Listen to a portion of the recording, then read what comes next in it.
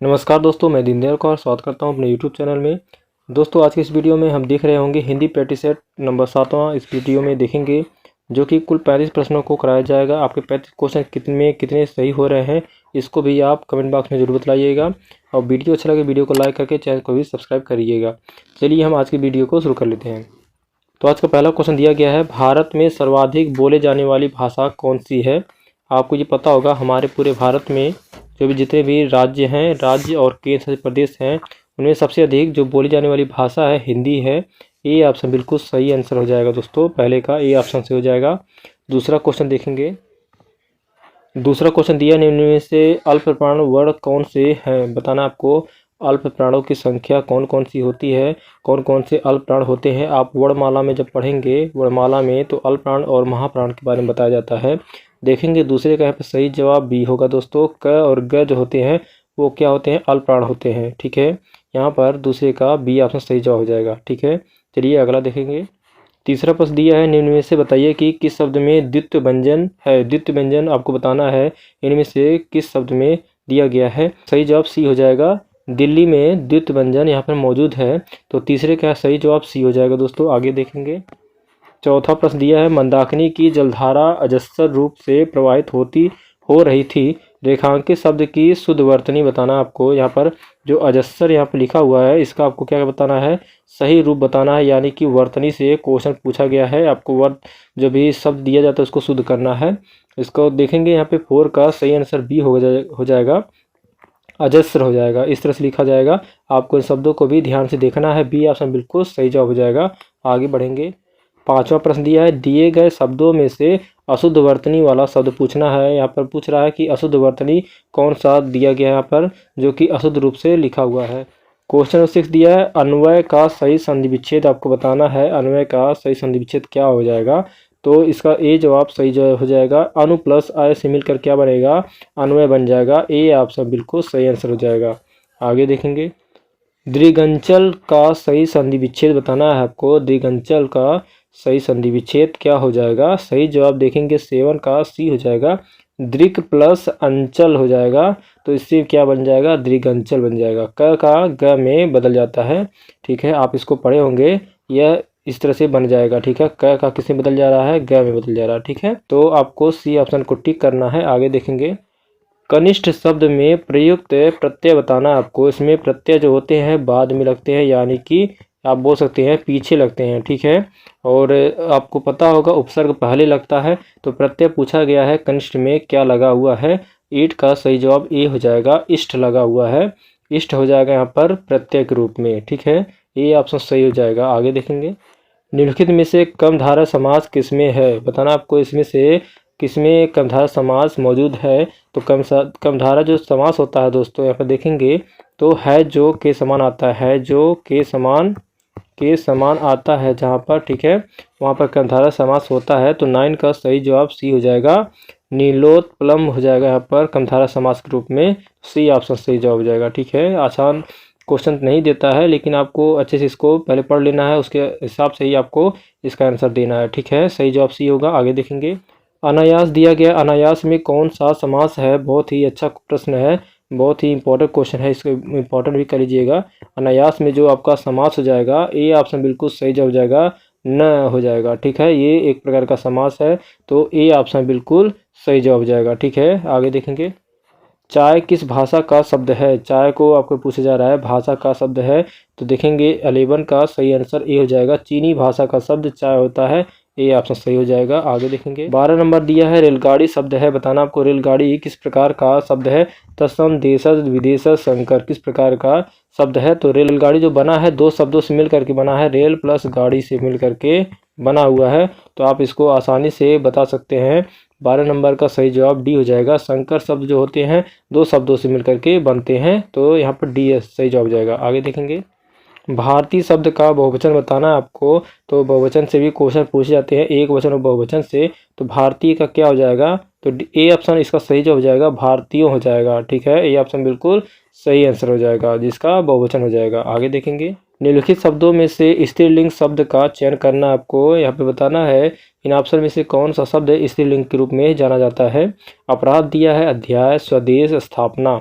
स्थापना होती है, स्वदेश होता है, अध्याय होता है, अपराध होता है। तो यहाँ पर देखेंगे 14 का सही जवाब क्या हो जाएगा, डी हो जाएगा। आपको मैं आसानी से इसको ट्रिक के माध्यम से ही बता सकता हूँ कि चैप्टर वाइज भी बताऊँगा, सभी क्वेश्चन को कराऊँगा।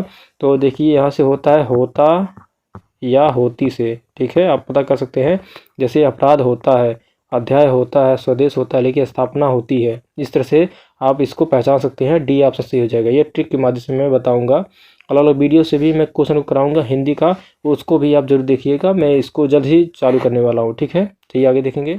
इनमें अनिश्चयवाचक सर्वनाम कौन सा है, बताइएगा। अनिश्चयवाचक जो कि निश्चय नहीं होता है, तो आपको ये पता होगा अनिश्चयवाचक जो सर्वनाम के रूप में जाना जाता है। तो 15 का सही आंसर सी हो जाएगा दोस्तों, कोई हो जाएगा, ठीक है। अनिश्चयवाचक सर्वनाम में क्या जाएगा, कोई। कुछ इस तरह से आता है, किसी को, किसी ने, किसी के द्वारा, इस तरह से जो भी शब्द होते हैं वो क्या होता है, अनिश्चयवाचक होता है।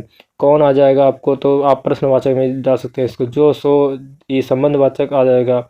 यह हुआ है, ठीक है। ये सब क्या आते हैं, निश्चय में आ जाता है, लेकिन कोई शब्द क्या आ जाएगा, अनिश्चय आ जाएगा, ठीक है। सी ऑप्शन सही हो जाएगा। आगे देखेंगे।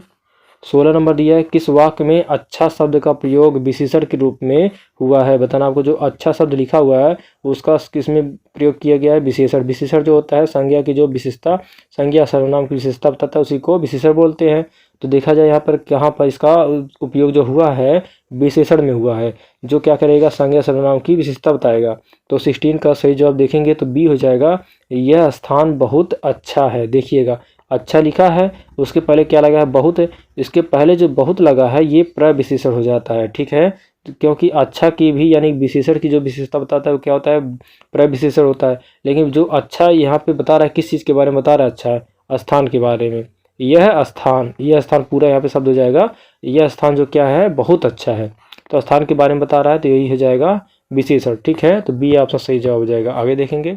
17 नंबर दिया है, सामान्य वर्तमान काल का आपको उदाहरण बताना है, जो कि सामान्य वर्तमान काल के बारे में पूछा जा रहा है, प्रेजेंट टेंस के बारे में। तो कौन सा यहाँ पे प्रश्न होगा, तो देखिएगा यहाँ पे सबसे सीधा सा आंसर हो जाएगा 17 का सही जवाब डी हो जाएगा दोस्तों। वह कलकत्ता जाता है। जहाँ पर ता है, ती है, ते है आ जाता है, वो क्या होता है, सामान्य वर्तमान काल, ठीक है। तो डी ऑप्शन सही हो जाएगा। आगे देखेंगे। बृहत विशेषण की शुद्ध उत्तमावस्था बताना आपको। उत्तमावस्था के बारे में पूछा जा रहा है। जो बृहत एक प्रकार का विशेषण है, तो शुद्ध उत्तमावस्था क्या हो जाएगा, तो यहाँ पर 18 का देखेंगे सही जवाब सी हो जाएगा, बृहत्तम हो जाएगा, ठीक है। तो सही आंसर क्या हो जाएगा, सी हो जाएगा। आगे देखेंगे। तो यहाँ पर देखेंगे 19 नंबर, सभा में 20 लोग थे, इसमें विशेषण का कौन सा भेद है। विशेषण का भेद पूछा जा रहा है, किस प्रकार का यहाँ पर विशेषण है, ठीक है। तो देखेंगे यहाँ पे 19 का सही जवाब डी हो जाएगा, अनिश्चित संख्यावाचक, ठीक है। क्या हो जाएगा, यहाँ पर 20 लोग थे, मतलब यहाँ पर उसको संख्या को कंफर्म नहीं किया गया है, इसलिए अनिश्चित हो जाएगा, वो भी संख्यावाचक के रूप में, ठीक है। क्योंकि यह 20 तो बोला है, लेकिन 20 से भी अधिक के बारे में बोला है, जो कि निश्चित नहीं है, ठीक है। आगे बढ़ेंगे। देश को हानि जयचंदों से होती है, रेखांकित शब्द में संज्ञा बताना है। जयचंद यहाँ पर जो भी रेखांकित शब्द दिया गया है, यह किस प्रकार का शब्द है, देखेंगे। इसको सही जवाब 20 का सही जवाब ए हो जाएगा, जातिवाचक हो जाएगा। जयचंदो मतलब यहाँ पर बोला जा रहा है, जो बेकार लोग होते हैं, जो गलत लोग होते हैं, भ्रष्टाचार लोग होते हैं, उन्हीं से क्या होता है, हानि होता है। तो ये क्या होते हैं, ये एक प्रकार का जाति के रूप में आ जाएगा, क्योंकि एक कोई नहीं होता है, अनेक होते हैं, ठीक है। एक के जैसे कैसे होते हैं, अनेक होते हैं, तो जातिवाचक हो जाएगा। ये आपसे सही जवाब हो जाएगा, ठीक है। आगे बढ़ेंगे। धाता का पर्यायवाची शब्द बताना है आपको। धाता का पर्यायवाची शब्द क्या होगा, सही आंसर ए हो जाएगा, विष्णु हो जाएगा। क्या जाएगा, विष्णु हो जाएगा धाता का पर्यायवाची शब्द। आगे देखेंगे। गरिमा का विलोम शब्द बताना आपको। गरिमा का विलोम शब्द क्या होगा, तो 22 नंबर का सही जवाब बी होगा दोस्तों, लघिमा हो जाएगा। गरिमा का क्या हो जाएगा, लघिमा हो जाएगा, राइट आंसर बी होगा। आगे देखेंगे। 23 नंबर देखेंगे। अंकेक्षक शब्द का अर्थ क्या होता है, सही आंसर ए हो जाएगा, आय व्यय के आंकड़ों की जांच करने वाले को ही क्या बोला जाता है, अंकेक्षक बोला जाता है। सही जवाब ए होगा। आगे देखेंगे। 24 नंबर दिया, निम्न में से संयुक्त वाक्य का चयन करना है। तो आपको बताना है, जो वाक्य होते हैं 3 प्रकार के होते हैं, सरल, संयुक्त और मिश्र होते हैं। संयुक्त को पूछा जा रहा है, जो कि 2 चीज़ों से मिलकर के जुड़ता है।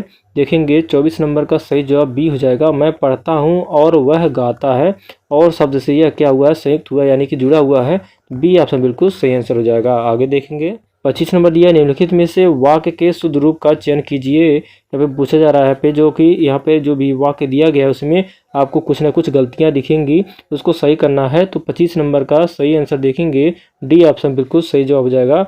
उसे अनुत्तीर्ण होने की आशंका है, तो यहाँ पर जो ऑप्शन दिया गया है डी ऑप्शन बिल्कुल सही जवाब हो जाएगा। वैसे पढ़ लेते हैं, तो उसे अनुत्तीर्ण होने की का संशय है, ये गलत हो जाएगा। उसे अनुत्तीर्ण होने का शक है, उसे अनुत्तीर्ण होने की आशा है, ये सब गलत हो जाएगा, लेकिन डी ऑप्शन बिल्कुल सही आंसर हो जाएगा। आगे देखेंगे 26 नंबर देखेंगे, हाथ ऊंचा होना का क्या अर्थ होता है। सही आंसर बी हो जाएगा। दान आदि के लिए मन में उदारता का भाव होना ही क्या होता है, हाथ ऊंचा होना, बी ऑप्शन सही जवाब हो जाएगा। तो 26 का यहाँ पे सही जवाब बी हो जाएगा। आगे देखेंगे, निम्नलिखित में से सबसे पहले अपनी आत्मकथा हिंदी में किसने लिखी थी। इसको पूछा जा रहा है आपने कि सबसे पहले किसने अपनी आत्मकथा लिखी थी। तो सही जवाब यहाँ पे 27 का सही जवाब हो जाएगा दोस्तों, डी हो जाएगा। राजेंद्र प्रसाद ने सबसे पहले अपनी आत्मकथा लिखे थे, तो यहाँ पर डी ऑप्शन सही हो जाएगा। ठीक है, आगे बढ़ेंगे। अशोक के फूल निबंध संग्रह के रचनाकार कौन है। तो यहाँ पर देखेंगे इसका सही आंसर डी हो जाएगा। हजारी प्रसाद द्विवेदी अशोक के फूल के रचनाकार माने जाते हैं, तो यहाँ पर 28 का डी ऑप्शन बिल्कुल सही जवाब हो जाएगा।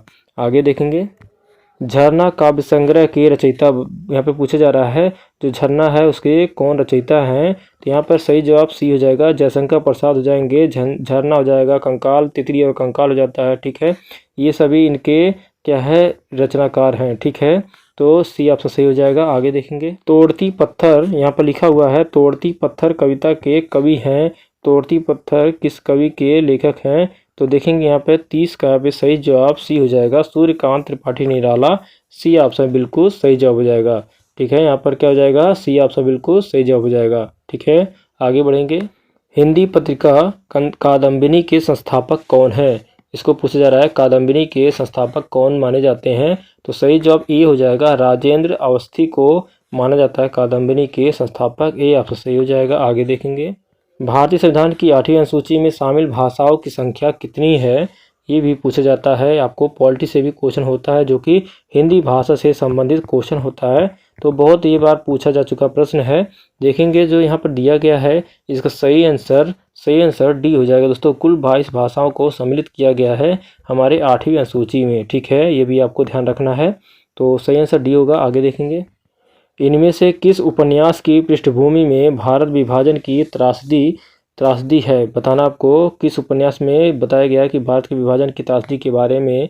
तो देखेंगे यहाँ पे सही जवाब जो हो जाएगा डी हो जाएगा, झूठा सच। जो यहाँ पर देखेंगे, आप पढ़ेंगे जब उपन्यास को, उसमें आपको मिलेगा कि भारत के त्रासदी के बारे में बताया गया है, डी ऑप्शन बिल्कुल सही आंसर हो जाएगा। आगे देखेंगे, उपमा अलंकार के सर्वाधिक प्रयोग के लिए इनमें से कौन से कवि अधिक प्रसिद्ध हैं। जो भी अलंकार में पढ़ेंगे उपमा अलंकार को, सबसे ज़्यादा किस कवि ने इसका प्रयोग अपने जो भी हैं उनके प्रसिद्ध लेखक के रूप में हैं, उन्होंने अपनी कविताओं में किया है उसका प्रयोग। ठीक है, तो 34 का यहाँ पे सही जवाब देखेंगे तो बी हो जाएगा, कालिदास हो जाएंगे। सबसे ज़्यादा इन्होंने उपमा अलंकार का प्रयोग किया है। तो आप ये भी कर सकते हैं, कोई भी जो इनके द्वारा जो भी दोहा वगैरह लिखा जाएगा उसमें आप कालिदास को लगा सकते हैं, क्योंकि इन्होंने उपमा अलंकार के रूप में ज़्यादा प्रयोग किया है। ठीक है, अंतिम प्रश्न देखेंगे, तो इसमें दिया गया है, इनमें से वारकारी संप्रदाय के प्रवर्तक कौन है। वारकारी संप्रदाय के प्रवर्तक के रूप में इंपॉर्टेंट कर लीजिएगा क्वेश्चन, अलग तरीके का क्वेश्चन है। तो यहाँ पे लास्ट क्वेश्चन का आंसर हो जाएगा बी हो जाएगा, ज्ञानेश्वर हो जाएंगे। बी ऑप्शन बिल्कुल सही आंसर हो जाएगा। ठीक है, तो दोस्तों 35 क्वेश्चन को कंप्लीट करा दिए हैं। इसमें से आपके कितने क्वेश्चन सही बन रहे हैं, इसको आप कमेंट में बताइएगा। वीडियो अच्छा लगे वीडियो को लाइक करके चैनल को सब्सक्राइब कर लीजिएगा। मिलते हैं अगले वीडियो में अगले प्रैक्टिस सेट के साथ। जय हिंद, वंदे मातरम।